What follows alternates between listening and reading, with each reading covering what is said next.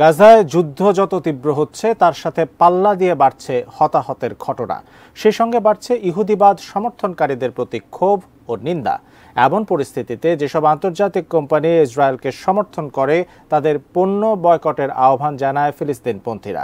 কিন্তু এসব বয়কটে কি আসলেই কোনো প্রভাব পড়ে, নাকি বয়কট প্রচারণা কেবলই রাজনৈতিক প্রতিক্রিয়ার অংশ? ইসরায়েলের পণ্য বয়কট নিয়ে আরও জানাচ্ছেন শেখ ফরিদ।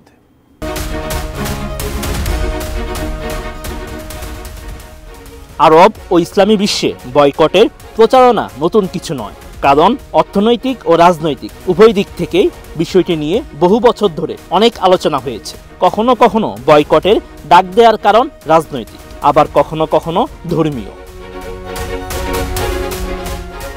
বিবিসি জানায় 2 দশক আগে ইরাকে মার্কিন আগ্রাসনের সময় আরব দেশগুলোতে যুক্তরাষ্ট্রের পণ্য বয়কট করা হয়েছিল। গাজা যুদ্ধের আগে সর্বশেষ যে বয়কট প্রচার অভিযান আলোচিত হয়েছে সেটি ছিল সুইডেন ও ডেনমার্কের বিরুদ্ধে। ওই দেশ দুটি কোরআন পড়ানোর অনুমতি দিলে আল আজহারের মতো ধর্মীয় প্রতিষ্ঠানের প্রতিক্রিয়ায় সুইডিশ ও ডেনিশ পণ্য বয়কটের আহ্বান জানায়।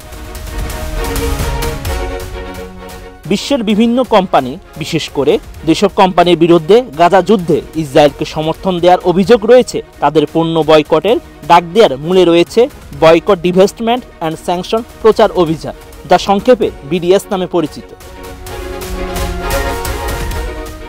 এই প্রচারণা সর্বপ্রথম শুরু হয় 2005 সালে।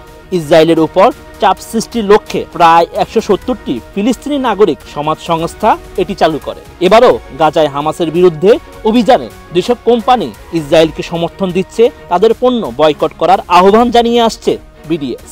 বিশ্বমানের থার্মিক্স রড, সালাম স্টিল থার্মিক্স, দেশের একমাত্র থার্মিক্স রড।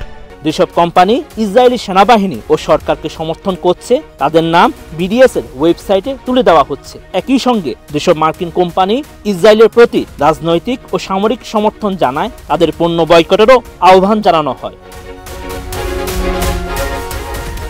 জর্ডানের অর্থনীতিবিদ ও বিনিয়োগ বিশেষজ্ঞ ওয়াজদি মাখামরেহ জানান, বৈশ্বিক কোম্পানির পণ্য বয়কট স্থানীয় কোম্পানির পণ্য বিক্রি ও সম্প্রসারণে সাহায্য ও উৎসাহ যোগাতে পারে। তবে বয়কট বেশি সময় ধরে চলতে থাকলে বিদেশি কোম্পানিগুলোর বিনিয়োগ কমে আসলে স্থানীয় অর্থনীতি ক্ষতিগ্রস্ত হতে পারে।